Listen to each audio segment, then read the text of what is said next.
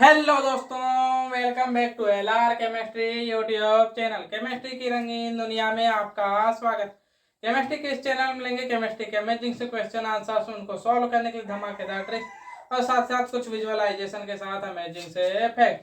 तो दोस्तों, यदि इन सभी चीज़ों की रिक्वायरमेंट है तो प्लीज़ मेरे चैनल को सब्सक्राइब कीजिए और बेल आइकन को ऑन कर लीजिए और साथ साथ इस वीडियो को लाइक कीजिए और अपने दोस्तों तक शेयर कीजिए। तो दोस्तों, जैसे कि आप जानते हैं कि मैंने चैप्टर नंबर 10 अपलोड कर दिया है और साथ साथ जो है चैप्टर नंबर 9 की प्लेलिस्ट अभी तैयार करके आपके जो है इस वीडियो को डिस्क्रिप्शन बॉक्स में डाल दी है।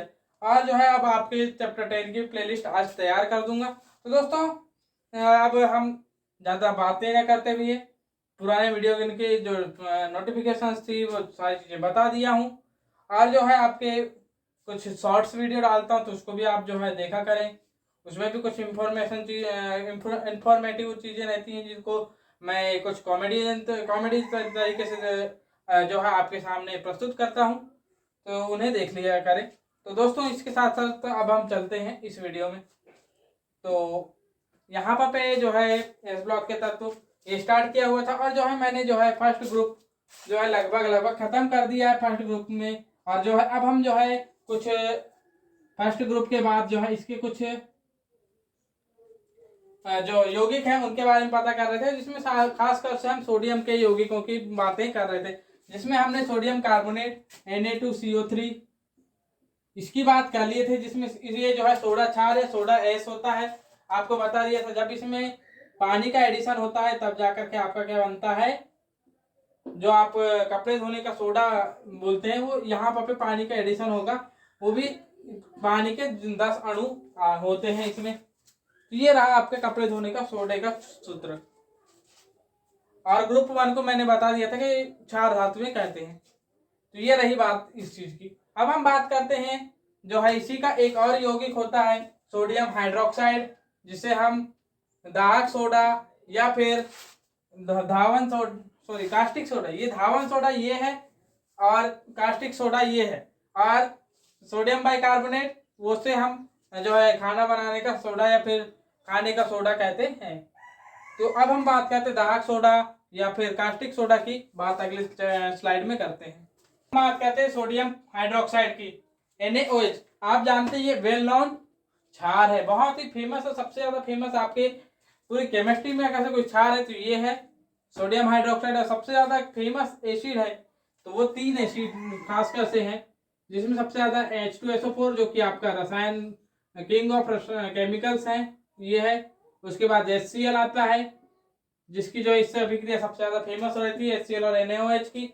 और जो सबसे थर्ड नंबर पे HNO3 आ जाता है। आप खुद जानती हैं, कोई एक्स्ट्रा जानकारी देगा जो कि अभी यहाँ पर भी इस चीज की कोई जरूरत है नहीं है। तो हम बात करते हैं यहाँ पर सबसे पहले NaOH की। तो NaOH मतलब कि हम इसको हम क्या क्या कह रहे हैं, इसको कास्टिक सोडा भी कह रहे हैं, कास्टिक सोडा। और क्या कह रहे हैं, इसे ही हम कह रहे हैं कास्टिक सोडा। और दिमाग में भी बोला था यार,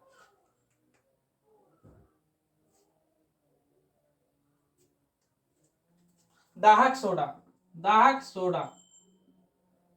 तो ये दो इसके और जो है फेमस नाम है। तो ये रहे, और इसका केमिकल फार्मूला है NaOH। ये तो आपको सबको पता ही होगा। तो जो है ये इसका जो है सबसे पहले अब हम बनाते हैं। तो प्रिपरेशन, सबसे पहले प्रिपरेशन करने के लिए मैं बता दूं आपको कि 2 मेथड्स हैं प्रिपरेशन की, 2 मेथड्स हैं, जिनमें पहली मेथड का नाम है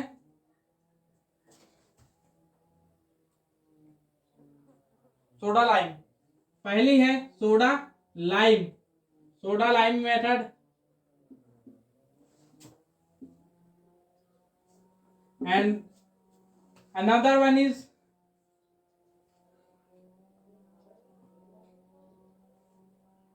लोइग method, another one is Lowig method. तो ये 2 मेथड्स है आपकी वेल नोन मेथड्स है। तो ये 2 मेथड्स हैं। तो इसके अलावा और एक है एक है इलेक्ट्रोलिसिस वाली मेथड, जिसमें इलेक्ट्रोलिसिस के सहारे बनता है। तो ये 3 मेथड्स हैं, तीनों के बारे में अभी बता दिया जाएगा। तो सबसे पहले अब हम बात करते हैं सोडा लाइम मेथड की। तो सोडा लाइम मेथड में सबसे पहले क्या है, यानी कुल मिलाकर के बात यह है कि 85 डिग्री सेल्सियस जो है आपके सोडियम कार्बोनेट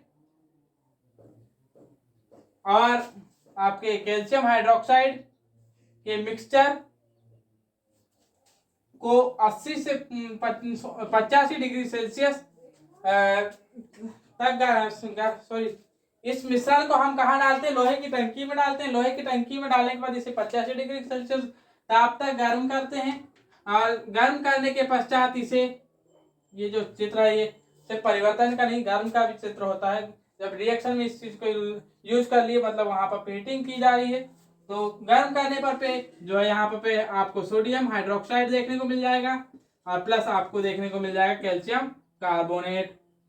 ये तो रही सबसे सिंपल और सबसे फेमस रिएक्शन जिसमें सोडा लाइम मेथड है, इसका नाम है, और बहुत ही इजी वे में आपको याद हो जाएगी। कैल्शियम सोडियम कार्बोनेट और कैल्शियम हाइड्रोक्साइड से 85 डिग्री सेल्सियस ताप पर गर्म करने पर पे हमें सोडियम हाइड्रोक्साइड प्राप्त होता है।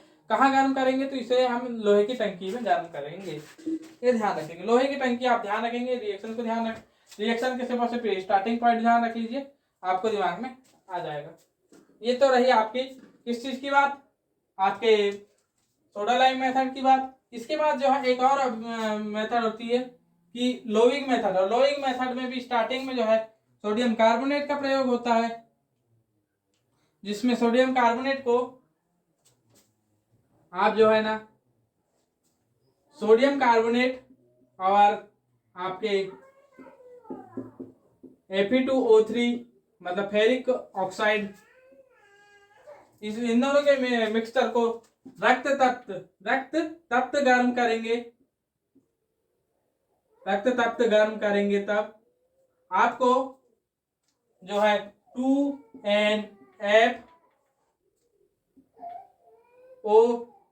प्राप्त हो जाएगा, NFO2। और जो बच्चे का चाहे आपने कितने ऑक्सीजन थे यहाँ, टोटल 6 ऑक्सीजन थे, तो यहाँ पे आपने 4 ऑक्सीजन को यूज कर लिया है, और कार्बन बच गया, तो कार्बन डाइऑक्साइड बन जाएगा यहाँ। अब इस कार्बन डाइऑक्साइड जो ये आपकी बन गई है 2NaFe,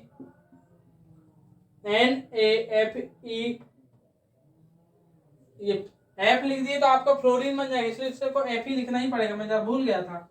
FeO2 प्लस H2O, जब इन्हें मिक्स करेंगे तो आपको मिल जाएगा NaOH। ये जो है इसका अपघटन हो जाएगा, जलीय अपघटन करेंगे तो जलीय अपघटन करने पर पे आपको NaOH मिल जाएगा, और बच कितना गया FO। तो यहाँ पर पे 2 डाल दीजिए, तो यहाँ 2 करते हैं तो आपको दोबारा से Fe2O3 प्राप्त हो जाएगा।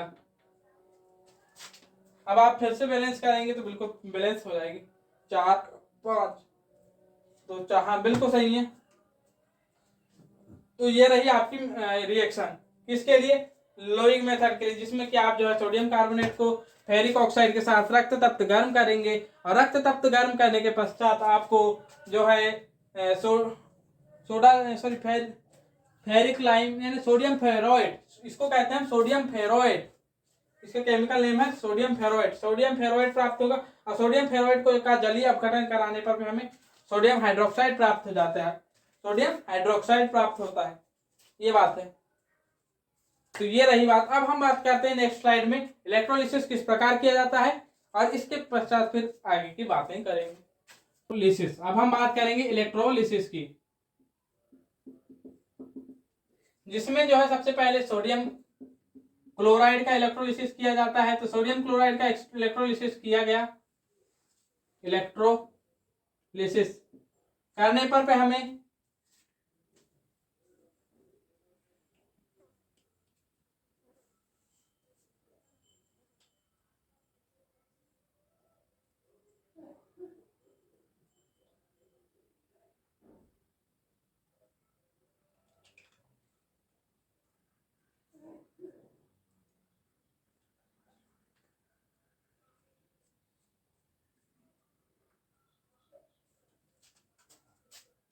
हमें सोडियम क्लोराइड का इलेक्ट्रोलिसिस करने पर हमें sodium plus ion Na plus और Cl माइनस आयन मिल जाएगा। ये तो आपको पता है। फिर उसके बाद क्या करेंगे, यहाँ जल भी मिला होता है, दो चीजों का इलेक्ट्रोलिसिस करते हैं हम, सोडियम क्लोराइड और जल का। तो जल का कराने पर इलेक्ट्रोलिसिस कराने पर आपको पता है कि H प्लस और OH माइनस प्राप्त होता है। तो यहाँ पर जो ये यहाँ H प्लस जो है Cl माइनस से और जो है Na प्लस OH से क्रिया कर लेता है और हमें यहाँ पर डायरेक्ट जो अभिक्रिया प्राप्त होती है NaCl, इसे जो है NaCl का हाइड्रोलिसिस भी कह सकते हैं आप बिल्कुल आसानी से, जिसमें कि आप इस तरीके से अभिक्रिया कराते हैं तो इस तरीके की अभिक्रिया देखने को मिलती है और NaOH प्राप्त हो जाता है और साथ ही साथ हमें HCl भी प्राप्त हो जाता है। इसे अब आप क्या कहेंगे, आप बहुत बार क्या करते कि जो है अम्ल और क्षार मिलाने से जल और लवण बनता है, यहाँ पर आपने उल्टा कर दिया, लवण और जल से बना दिया आपने अम्ल और क्षार। ये देखिए वेल नोन रिएक्शन है, इसे तो आप भूलेंगे नहीं, इतना तो मैं भी जानता हूं। तो अब बात करते हैं, ये तो रही कास्टिक सोडा बनाने की विधियां। अब कास्टिक सोडा के कुछ गुणधर्म है जो कि भौतिक गुणधर्म तो पढ़ करके ही बता देता हूं और उसके बाद हम जो है इसमें क्या कहा गया है कि जो है ये आपको तो स्पष्ट है, सोडियम हाइड्रोक्साइड यहाँ पर भी देखेंगे तो आपको ये तो एकदम व्हाइट कलर का क्रिस्टली ठोस प्राप्त होगा और उसके बाद जो है व्हाइट कलर का क्रिस्टली ठोस प्राप्त होगा जो कि प्रबल जल शोषक है ना, इसको बहुत ज्यादा जल को बहुत जल्दी अवशोषित कर लेगा ये। इसके बाद जो है इसमें दिया गया है कि जल में, अरे यार जल में तो यार विलय तो होगा ही होगा, आप तो जल में विलय करने पर आपको क्षार ही विलयन देता है, ये तो आपको पता होगा क्योंकि ये OH माइनस देता है, कोई बड़ी बात नहीं है इसमें, तो समझाने वाले बातें कुछ नहीं है। अब जो है क्षार है तो चिकना तो होगा ही, साबुन जैसा चिकना होता है और इसका जो है इसका जो क्वथनांक है, क्वथनांक दिया गया है 318 डिग्री सेल्सियस, सॉरी गलनांक है, ये 318 डिग्री सेल्सियस गलनांक है, मतलब 318 डिग्री सेल्सियस पर ही पिघल जाता है और इसके अलावा कुछ इंपॉर्टेंट तो कुछ नहीं है। अब हम रासायनिक प्रभाव इसके जो है देख लेते हैं। अब हम बात करेंगे सोडियम हाइड्रोक्साइड की केमिकल प्रॉपर्टीज के बारे में। तो इसकी जो केमिकल प्रॉपर्टीज है उसमें सबसे पहले तो जो है हम क्यों ना जो है वायु के साथ क्रिया करेंगे। तो मैं बता दूं आपको कि वायु के साथ क्रिया कराते हैं, आप अभिक्रिया कराते हैं तो अधिकतर जगहों पर आप कार्बन आप अधिकतर जगहों पर ऑक्सीजन से क्रिया कराते हैं, लेकिन यहाँ पर वायु के साथ क्रिया कराने पर यहाँ कार्बन डाइऑक्साइड से क्रिया होगी। NaOH की अभिक्रिया ये है वायु इन एयर, तो कार्बन डाइऑक्साइड के साथ अभिक्रिया करके दो अणु हो जाएंगे और यहाँ Na2CO3 बना लेगा। अब बच कितने हैं, 1 2, तो यहाँ स्पष्ट है कि जल का एक अणु बन जाएगा, सोडियम कार्बोनेट और जल का एक अणु बन जाएगा आप। और उसके अलावा जो है ये नेक्स्ट अभिक्रिया आप कराते हैं, हाँ इसका जो है कैसे मान लीजिए अपघटन कराते हैं आप, उच्च ताप पर अपघटन कराते हैं लगभग 1330 डिग्री सेल्सियस पर, 1330 डिग्री सेल्सियस पर अपघटन कराने पर आपको तो पता है कि सोडियम धातु अलग हो जाएगी। और इसके अलावा क्या होगा, तो ध्यान रखें, बहुत ही ध्यान रखें कि यहाँ पर H2 और O2 अलग हो जाते हैं। ये हाइड्रोजन और ऑक्सीजन बनाने के एक सेपरेट मेथड भी कह सकते हैं आप इसे। ये रही। इसके अलावा जो क्या कहना चाहिए, अम्लों से क्रिया करें, अरे यार अम्लों से तो यार वेल नोन है, अम्लों से क्रिया, ये तो मैं सिर्फ लिख देता हूँ, मैं बोल देता हूँ बस, इसके अलावा कुछ नहीं करता, खेल खत्म, बोलने से खेल खत्म।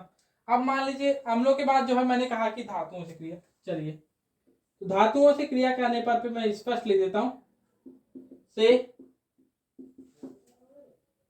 क्रिया, धातुओं से क्रिया जैसे कि आपने करा दी सोडियम हाइड्रोक्साइड की अभिक्रिया करा दी मान लीजिए जिंक से, तो सबसे पहली बात तो ये जो है ना हाइड्रोजन मुक्त करेगा। हाइड्रोजन मुक्त करेगा मतलब कि 2 अणु तो आपको लेने ही पड़ेंगे, ये रही। और जो है Na2Zn, और क्या बच गया है, O2 होना चाहिए बिल्कुल। और इसका जो केमिकल नेम है, तो इसका केमिकल नेम जो बनता है सोडियम जिंकेट है। इसका केमिकल नेम है sodium zincate, zincate, sodium zincate है ये। ऐसे कोई भी जो है सोडियम मेटलेट बना लेता है, सोडियम मेटलेट कहना चाहिए एक प्रकार से, कि जो भी धातु के साथ, जैसे एल्यूमिनियम के साथ करेंगे तो सोडियम एल्यूमिनेट, या फिर जो है आपके जैसे स्टेन से मतलब स्टेनलेस मतलब एक प्रकार से टीन से अभिक्रिया करता है तो सोडियम स्टेनेट बना लेगा। मतलब ऐसे अभिक्रिया करने पर जो है हाइड्रोजन विस्थापित यानी हाइड्रोजन निकाल लेगा, और साथ ही साथ अन्य धातुओं से के साथ एक यौगिक बना लेगा। ये तो रही धातुओं से अभिक्रिया, 4 अभिक्रिया बता दिया। अब जो एक जो है अधातुओं से अभिक्रिया बता देता हूँ, और इसके बाद जो है ये धातु में मैं मेन रूप से जो है मैं हेलोजन लेता हूँ। क्या ले रहा हूँ, हेलोजन, हेलोजन, हेलोजन।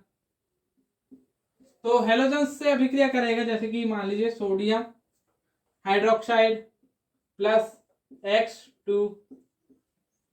अब मान लीजिए मैंने इसके 5 अणु लिया, 2 प्रकार से अभिक्रिया होगी। मान लीजिए मैंने 5 अणु लिया, तो एक तो बन जाएगा सोडियम X, और दूसरा बनेगा, ये वेल नोन है। और इसके अलावा जो है सोडियम XO, मतलब कि जहां X जो है हेलोजन है। अब बच के क्या क्या गया है, तो स्पष्ट है कि यहां से जल का एक अणु भी बाहर निकल सकता है। अब जल का अणु निकाल रहे हैं बाहर 5। इसके अलावा कुछ और निकल रहा है कि जल के अणु के अलावा, जी नहीं। तो यहाँ पे आप जो है इसे बैलेंस कर लेंगे। मान लीजिए आपने 6 अणु का दूसरा मान लो सोडियम हाइड्रोक्साइड की अधिकता ले लिया आपने, थोड़ा ज्यादा ले लिया, तो वहां पर पे जो है सोडियम हाइड्रोक्साइड जो है X2 से अभिक्रिया कराने पर पे सबसे पहली चीज तो ये तो बनना ही बनना है, चाहे जो हो, कुछ बने ना बने, लेकिन ये तो बनना ही बनना है। दूसरी चीज, जल तो बनना ही बनना है, ये बात को भी ध्यान रखेंगे ही रखेंगे, जल का बनना जरूरी ही है। अब बना ली जल, जल बनाने के बाद जो है अब जो है आप क्या करेंगे,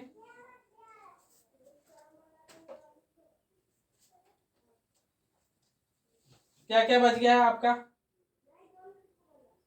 6 हाइड्रोजन ले लिया आपने, 3 ऑक्सीजन हो चुके हैं, NaXO कुछ वैसे कुछ बनेगा जो कि यहाँ बन रहा है। यहाँ पे ओनली 1 बना थे, और यहाँ पे जो है सोडियम XO2 बनेगा। यहाँ पर इस तरीके से अब अभिक्रिया देखने को मिलेगी आपको, इस तरीके से।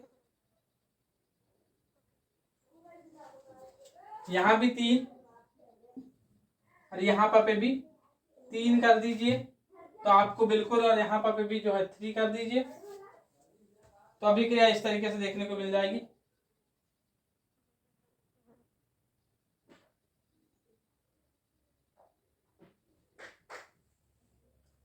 ऐसे कुछ अगर बैलेंस करके देखेंगे, मैंने ज़्यादा बैलेंस नहीं किया हूँ, तो इस तरीके से देखने को मिलेगी।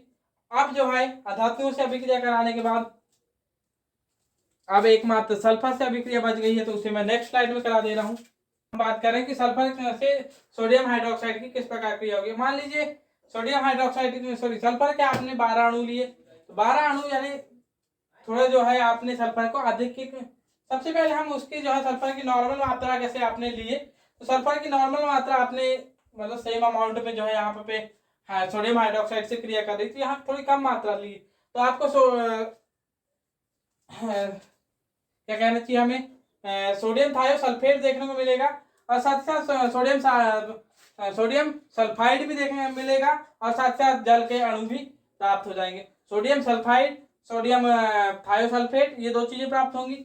और मान लीजिए आपने सल्फर की आधिक्यता में इसकी अभिक्रिया कराई तो आपको सोडियम थायोसल्फेट और जल का अणु देखने को मिलेगा और Na2S5 के 2 अणु देखने को मिलेंगे। तो ये रही, ये अभिक्रिया रही आपकी Na2S5, जिसे कहते हैं हम पेंटा सल्फाइड कहते हैं, इसे सोडियम पेंटा सल्फाइड कहेंगे। तो सोडियम पेंटा सल्फाइड की अभिक्रिया में हमें प्राप्त होगा। तो ये रही आपके सोडियम हाइड्रोक्साइड की कुछ केमिकल प्रॉपर्टीज। अब हम बात करते हैं ग्रुप 2 की, क्षारीय मृदा धातुओं की।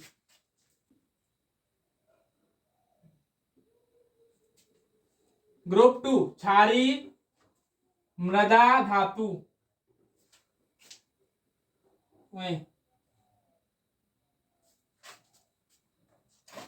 Alkali earth metal, alkali earth metals, इनकी बातें करेंगे हम। तो सबसे बड़ी बात जो है ना,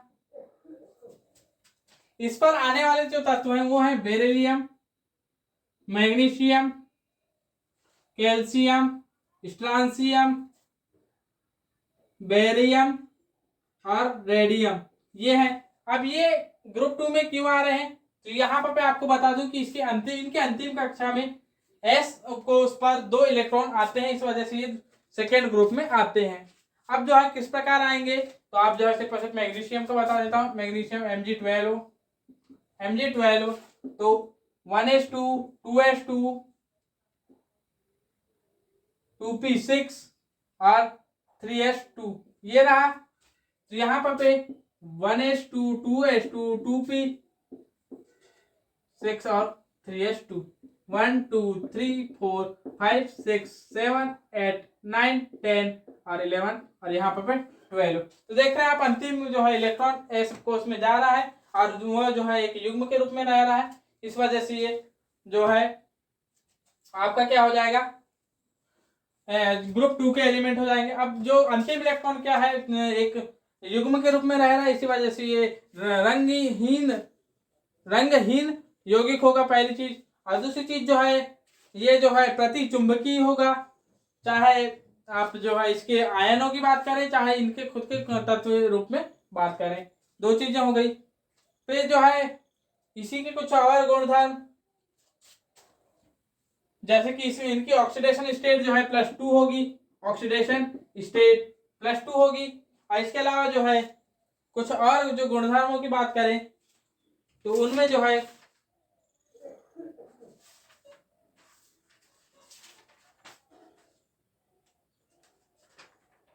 नॉर्मल जो है पिछले इसमें जो कुछ गुणधर्म बताया, परमाणु त्रिज्या, आयनन एंथैल्पी, ये सारी चीजें उन्हीं के आधार पर होगी, जैसे कि पिछले इसमें बताया था। कुछ क्रमिक परिवर्तन,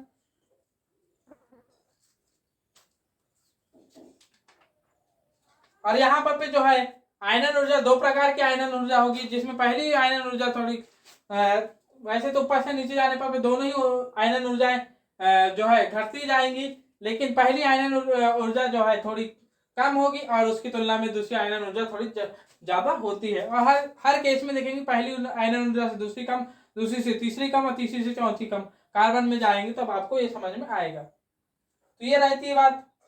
इसके अलावा कुछ और ज्वाला परीक्षण देने पर ये जो है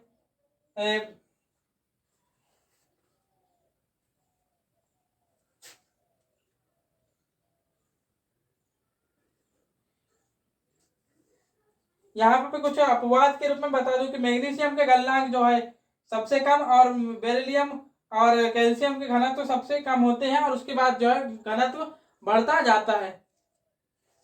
बेरिलियम से कैल्शियम तक घटेगा और उसके बाद बढ़ेगा, बेरिलियम से कैल्शियम तक घटेगा, मतलब बेरिलियम का सब वहां पर ज्यादा, फिर उसके बाद ये घनत्व के लिए डी का क्रम, सॉरी घनत्व का क्रम इस तरीके से होगा कि बेरिलियम का जो है ज्यादा होगा, फिर मैग्नीशियम का होगा, फिर उसके बाद कैल्शियम का होगा, यानी कैल्शियम यहाँ, फिर उसके बाद क्या होगा, फिर बढ़ता हुआ जाएगा, फिर स्ट्रांसियम,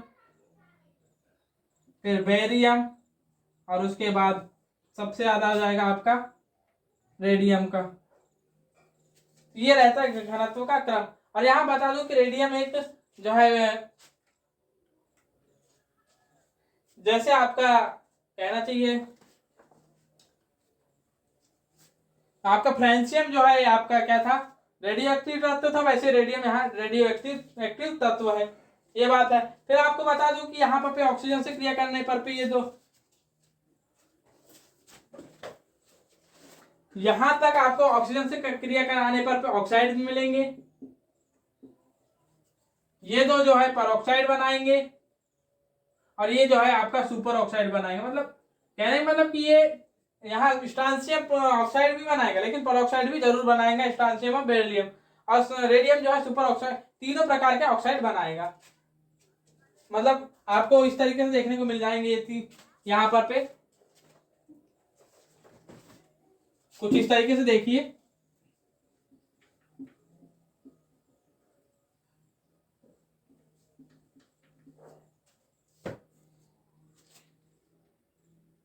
B2O, फिर उसके बाद Mg2O,